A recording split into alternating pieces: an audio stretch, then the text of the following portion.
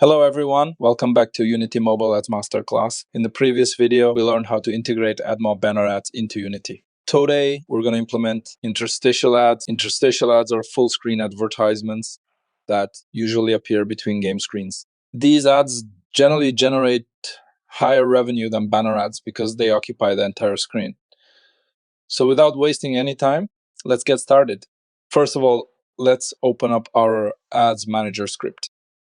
Just like banner ads, we first need a reference for our interstitial ad. Let's add private interstitial ad, interstitial. This variable will hold our loaded interstitial ad.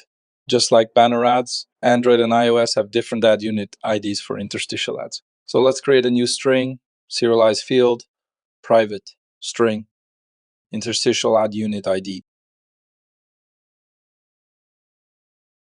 Let's add a string for iOS interstitial ad unit ID as well.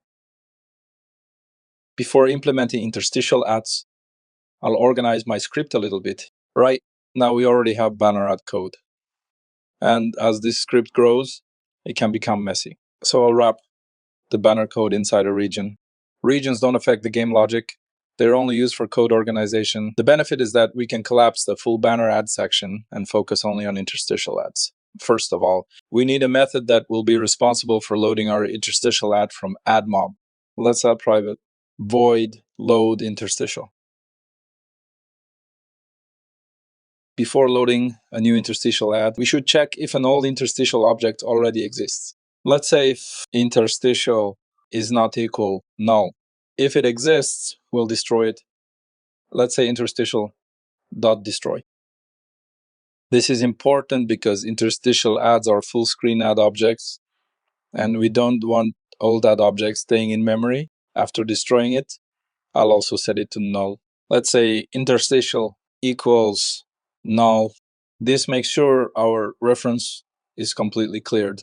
Now, just like banner, we also need to create an ad request for interstitial as well. Let's say ad request, interstitial request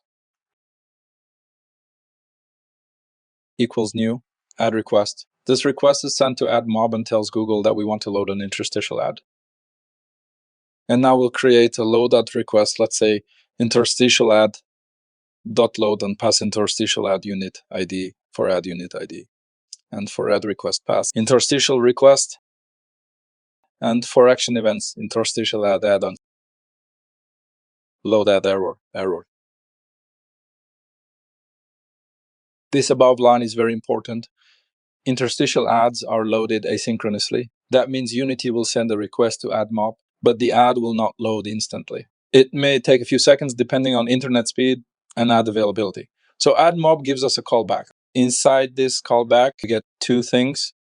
First, we get the loaded ad, and second, we get an error. If the ad loads successfully, error will be null and ad will contain our interstitial ad. But if something goes wrong, error will contain the issue. So first, we should handle the error case. First, let's check if error is not equals null or ad equals null. We'll debug the error. Now I'll print the error message. This helps us debug issues like wrong ad unit ID, no internet, or ad not available. After that, I'll return because if the ad failed to load, we don't want to continue the function. Now, if there is no error, it means our interstitial ad has loaded successfully. So I'll store this loaded ad inside our global interstitial variable. Let's say interstitial equals ad. Now our interstitial ad is ready to show. But here is one important thing. Interstitial ads can usually be shown only one time. And so the user watches it and closes it. We need to load another interstitial ad again. So I'll create another method that will reload that again just before closing the callback. Pass this loaded ad into it. Let's say reload ad and pass the loaded ad. Now let's create that reload ad method. Let's add private void reload ad, pass interstitial ad in this. This method will listen for the close event of our interstitial ad. When the user closes the interstitial ad, we want to automatically load the next ad. Let's say ad dot on add full screen content closed plus equals add event. And inside this callback event, we'll simply load interstitial ad again. Now, after one interstitial ad is closed, the next interstitial ad will start loading automatically. This is a very important production level practice. We don't wait until the player needs an ad. We load the next ad in advance. Now our loading and reloading is done. Next, we need a method to show the interstitial ad. Let's create private void show interstitial ad. Before showing the ad, we check if interstitial is not null. Let's say if interstitial is not equals null.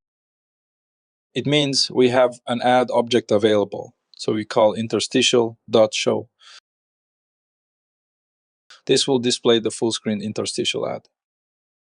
If interstitial is null, it means the ad has not loaded yet. So I'll print an error.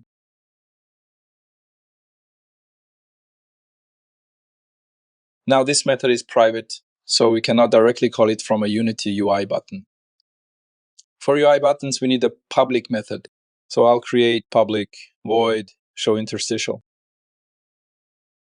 Inside this public method, I'll call our private method show interstitial ad. Now we can go back to Unity. Select Ads Manager object from hierarchy and paste test ID for interstitial ad. You can get test ad IDs from developers.google.com. Next, let's duplicate hide banner button and rename this to interstitial and change the text also.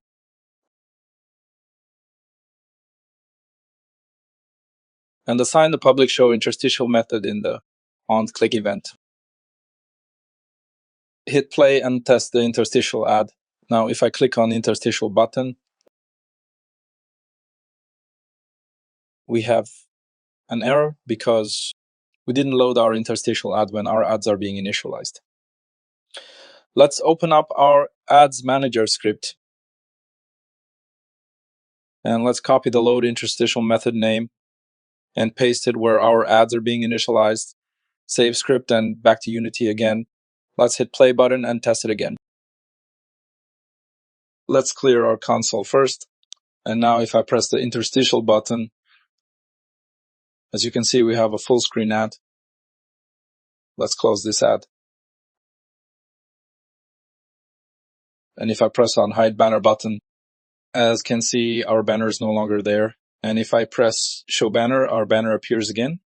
And if I press interstitial button, we have a full screen ad again. That's it from this video.